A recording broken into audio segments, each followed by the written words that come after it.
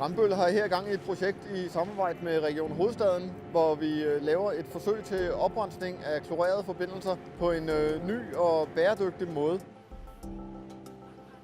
Vi har en forurening, der ligger opstrøms den vej. I samarbejde med Regenesis bliver der lavet en barriere, som vil forhindre forureningen i at sprede sig yderligere.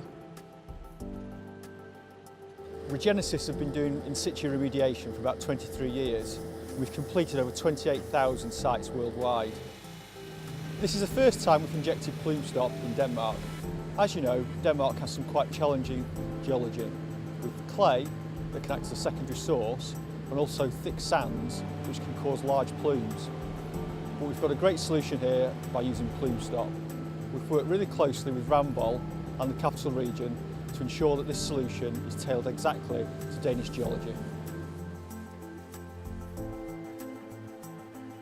Over de næste 2 år, der kører vi et moniteringsprogram, hvor vi vil se på, hvordan projektet det forløber.